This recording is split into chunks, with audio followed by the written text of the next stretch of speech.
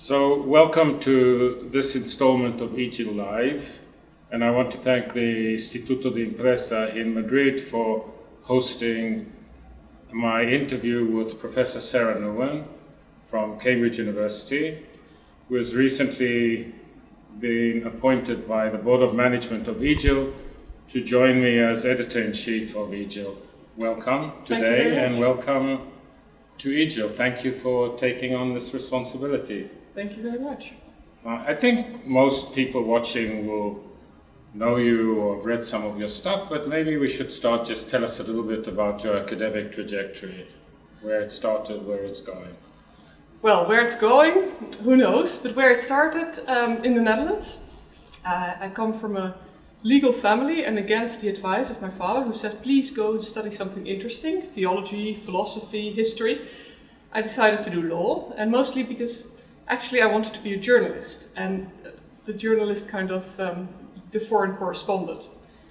But journalist friends told me, well, it's better first to do an academic course, an academic study, and then afterwards you can still do journalism. So I decided to do law because law is, in the newspaper at least, was all over the place. Everything had a legal element. And no surprise that the foreign correspondent was most attracted to international law. So studied 6 years of law in the Netherlands, and then the good thing of studying in the Netherlands in those days was it was extremely free. You could organize your studies the way you wanted. And it allowed one to do 6 months of studies and take all one's exams in 6 months, and the other 6 months was free. So I did 6 months at the United Nations, 3 months in Senegal, working on microfinance, studying in South Africa, and one could actually go around the world. And one thing that struck me though, especially when I worked in the world of diplomacy, was that everybody apparently was allowed to do politics. Everybody could advise on political issues, but not the lawyers. Because lawyers, they only think legally. And this really frustrated me, because why could the historian, the Arabist, everybody could talk politics, but the lawyer, no, stick to your legal domain. So I decided to do a course in international relations. But hold on, it also gives you some power, because they can blabber on, and then you say, but the law says you cannot do that, and then they all have to listen. Yeah, but I wanted to do both. Uh-huh. So I decided to do a master's in international relations, so that also on that domain I felt I had some background. And that took me to Cambridge. Long story short, I stayed in Cambridge for a PhD, but went back to international law, and I'm now a senior lecturer in law in Cambridge. But in the meantime, I've always kept a very strong link with diplomacy. I worked for the African Union in the negotiations between Sudan and South Sudan for a year, and always trying to keep the connection with practice. And you've been recently appointed as the chair of international law at the EUI, the European University Institute. Indeed, that's hopefully the future, as of September 2020. Are you looking forward? I can't wait. Why is that? A new academic world, a European environment, a European academic environment. And I mean, Cambridge has been absolutely fantastic for me, but I have done several steps or made several steps in Cambridge, and I think it's good to see that things can be done differently, perhaps to value even more one's own background, but I think also to learn a lot from how there are different academic cultures, and I expect the EUI to bring all of those together. It does. It's a special place. Tell us a little bit about your interests. I mean, international law is so vast. What are your interests, your specializations? Your research? If it was a job interview, I would probably have to say, okay, I can teach international criminal law, I can teach international human rights law, and I can teach public international law. But I think what characterizes my research much more is a certain approach. And that approach is, I think, explained by the background. And this biographical background, in the sense of it is characterized by an interest in the encounter with international law. So when I worked in diplomacy, when I worked in Sudan, Uganda, South Africa, Senegal, I sometimes encountered an international law that was very different from the international law I had learned about when studying law in the Netherlands in the late 1990s, early 2000s. Those were the years of Pinochet, humanitarian intervention in Kosovo. It was international law as a force for peace and justice. And when I encountered international law in these other capacities, I was sometimes somewhat surprised. This is not the international law how I remember it from the textbooks or just the general vibe when studying it. And so most of my research focuses on the impact of international law in situations of conflict, or more generally the role of international law. Why is international law sometimes not as relevant as it is portrayed in books? Mind you, intervention in Kosovo, the exchange between Bruno Sima and Nino Cassese is still the most downloaded article in the history of EJIL. Wow. And it's still being downloaded every year. I think it's assigned in many courses. So, do you have also a special approach to teaching? I try to teach as interactively as possible. Now, if one has a lecture room of 180 students, that's quite difficult. When I was at Cambridge, we studied in tutorials of 3 people. Oh yes, we have those as well. So one has the lecture of 180, and then one has the supervision with 2 or 3 students. And the character of these events is totally different. But one thing I try to do, even in the lectures, is to make international real. For instance, if one teaches use of force, use everything that's happening in Syria, and bring the Security Council resolutions to life. Show the political debates about those Security Council resolutions. Show how legal language is used politically, or how politics shape the legal language. So it's a kind of, maybe landmark is a little bit too pompous, but you're moving from Cambridge to the EUI, and you're becoming editor-in-chief, joining me as editor-in-chief of EJIL. It would be a good time to reflect on the state of research and the study of international law. Any reflections would be interesting. Where are we? Where are we going? What are the challenges? What are the problems? What is the promise? What would be your research agenda? I'm giving you a pretty wide brief. Yeah, fasten your seatbelts, especially I have to with everything that's coming up. I think on the one hand, the scholarship in international law has become far more interesting and richer. I think a lot of solid and good doctrinal work is combined and integrated with other approaches to international law, which makes it more provocative, which makes it more relevant, which makes it more interesting. At the same time, one does see, I think, in international law, as in all other disciplines or all other academic fields, this incredible increase in publications. There's more and more and more, and I think far too much is being published.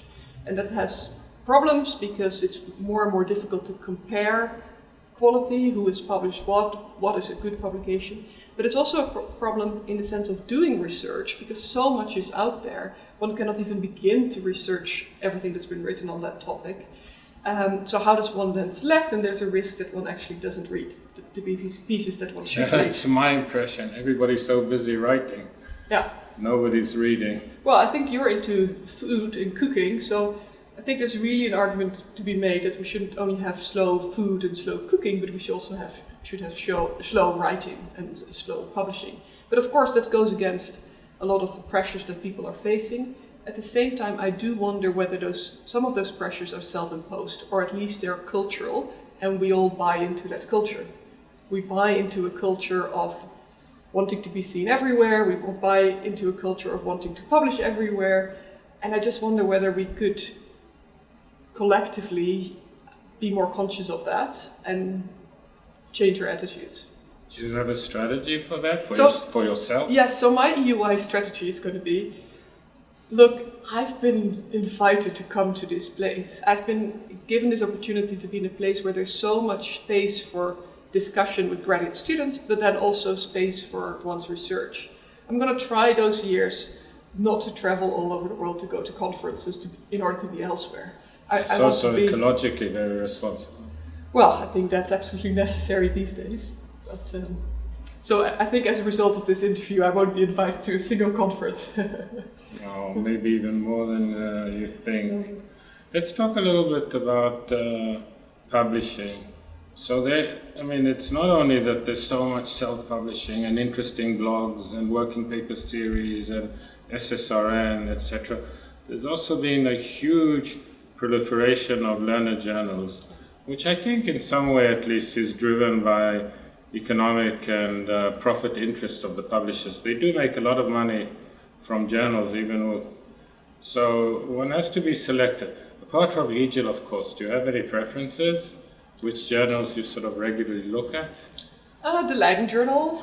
That's an excellent journal. The British Yearbook of International Law, because that's the environment in which I teach. Does that still exist though? That's just a bad joke. No, I even published in it recently. For certain pieces, I think it's the right place to go. I do look at the American Journal, but I'm really interested in the work that's happening in other disciplines. So I try to read quite a lot of anthropology. I try to read quite a lot of what's happening in international relations, and there are fantastic journals there as well. I have a sort of pet theory in quotes that lawyers and academic lawyers included tend to read more articles than read books. So that I find that many books are published, and about a year ago I looked into it. I took 100 books which were published between 2014 and 2016 by the major publishers, and 50 of them didn't have a single book review, and which it's very good books, I think. And I get the impression that we invest so much time in writing these books, and then very few people actually read them. Do you have a feel? What is your practice vis-a-vis books? So I do read them, and I am quite a cautious researcher, so I don't dare to cite just a paragraph or a page. And I think that immediately increases the hurdle, because it means I do usually want to read the entire book. But I do read books, and especially, again, also in other disciplines. It's also, does novel count as other disciplines? I'm just it's a different category, yes, yeah. But I mean, in law, it's difficult to imagine to sit down with the doctrinal work explaining the law on X from A to Z. I mean, that's of course where one does read a few pages. But articles or books in the field of humanitarianism, in the field of... But there has been a change in our literature, and it goes back to something you said before. 25 years ago, 30 years ago, Americans wrote fewer books than they do now. It was very much an article culture. And in Europe, most books were law books, but now I think the pendulum has swung, and there are many books about the law. In other words, you open the book not in order to find out what the law is, but to find some interesting thoughts about it. And that's where I have a little bit of, I think it's a pity that even those kind of books don't get the kind of readership that they merit. What about EJIL? Do you have any thoughts, ideas, fantasies of what you might be doing as... Well, I mean, it's quite a challenge just to keep it up at the level it currently is. I mean, I think that's the first thing I would like to achieve. You have a marvelous board of editors. A marvelous board of editors. We have fantastic contributions coming in every week or every day. And just to keep EJIL as attractive as it currently is. It is vibrant, it is original. Every time again I look at the table of contents, I see new names of people I haven't heard about. Well, that can tell you something about me, of being quite isolated, but I do think that it has a lot of young, new people, new areas, new approaches to international law. In that sense, I would like to keep that and continue with that. I think on the job, I will learn, and hopefully I'll be in a position to learn a lot from people who submit to EJIL about their experiences. Now, of course, the one thing that everybody complains about, but with a lot of journals, is the length peer review takes and these types of problems. But I think that those have been addressed. I mean, editorial board meetings, we discuss them every time again, and also the editorials discuss the problem. And it's not a procedural, practical issue. It reflects the state of the field in which people are less and less willing to peer review. So I don't think it is easy to overcome these issues. These are far more structural than just a change in how we do things internally. EJIL is not only the journal. It's also EJIL Talk, which is an integral part of EJIL. I think there's a nice interplay, because if you want your stuff out and quick, then the blog is there. And, you know, there's some real interesting and very important pieces published on the blog. Usually our test is we look at an article, shut our eyes and say, will this be still interesting in 5 years' time? So we want at least a 5-year shelf life. And then, so what if it's 4 months later? It's for the long term, it's not for the instant gratification. Well, Sima and Casese proved right on that point. Right, we do track these things. But I do have one thing about, I think, EJIL, precisely because it attracted so many people and it's such a flagship journal. I think we can be really important in shaping academic practices. And those can be little nudges, things we value as editors. And that can concern topics, symposia, but that's already happening. And I think EJIL is more, has always had symposia on topics it considers important, and I think that we should continue that. But then it's also about good academic practices in terms of, for instance, citations. And one thing that has struck me by working with colleagues in different disciplines, for instance in anthropology and in political theory, is that they're a little example, but if they really engage with somebody's ideas, that person is brought to the body of the text. Whereas in a lot of legal doctrinal work, one presents ideas as one's own, and then there's a little footnote, see also X. And sometimes one has 20 footnotes, see also X. Now then, what happens subsequently is that then that article gets cited for that new idea, whereas the original work was done by somebody else.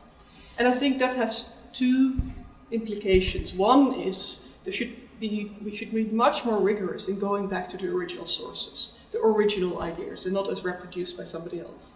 Secondly, we should bring those ideas, including the authors of those ideas, to the body of the text. Now, don't look at my own work as an example of that, because my early work suffered from just following the legal tradition.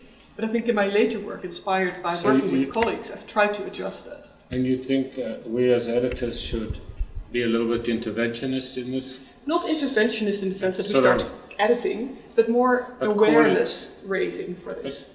I mean, in the peer review report, one can add a little comment. Yeah. Even if it doesn't come from the peer reviewers, if it comes from one of the editors. Well, and the same thing with gender citations. The gender citation gap is something that we as... Tell me about that. So, not everybody is aware of that. Well, studies have shown that even though women are increasingly have academic positions and are increasingly present in the academic world, men tend to cite more men and not to cite the women who have also worked on the same topic. And that... Is that also true for women who cite? Well, so that's the interesting thing. There are some studies that say when women cite, then they tend to cite more women. I mean, not more women than men, but they tend to cite women more than men do. But as soon as women start authoring with men, co-authoring, then it actually goes back to the citation gap increases again. You know, this might be your first editorial. Oh, well, then I really have to do my homework in the sense of studying it. But I don't think... It's a troubling statistic. Well, and I don't think it's an easy thing to fix, because it really it may reflect all kinds of things. It may reflect certain writing styles or certain biases that we've grown up with and that have been instilled in us since primary school. So it's not easy, but I think, again, it's an issue of awareness raising. And there are journals that have in their peer review forms something like, well, if there is a citation gap, please ask the author to explain it. And I think that could be a starting point. Very well. Any advice to young scholars? Wow. I would say good luck, because I have the impression it's getting tougher and tougher. I mean, when I sit on selection panels, I continuously think I wouldn't have made it into academia if the standards of today were applied to me. At the same time, I think the real key to success is to find your own core interest, your own core passion in international law, or broader than international law. Don't try to play to other people's agendas, and even though it may be tempting and it's an honor to write something for somebody else's book, really try to identify what is your voice, what is your message. Because I think once you get known for something, a certain approach, a certain topic, that will be a very, that will help you. And also, don't forget to have some fun. I mean, there is so much stuff being out there, published and done, and you really wonder, where is the passion? Where is the joy? And I mean, I do hope that we can still have fun in our work. We're going to be publishing a piece which is a little bit like Roll Over Beethoven in one of our next issues. It's already in the pipeline. That's a real fun piece, although a very serious one at the same time. I'm delighted that you are joining me as Editor-in-Chief. Welcome, and all success to you and to EJIL. Thank you. Thank and I you. rely on your guidance. Thank you all.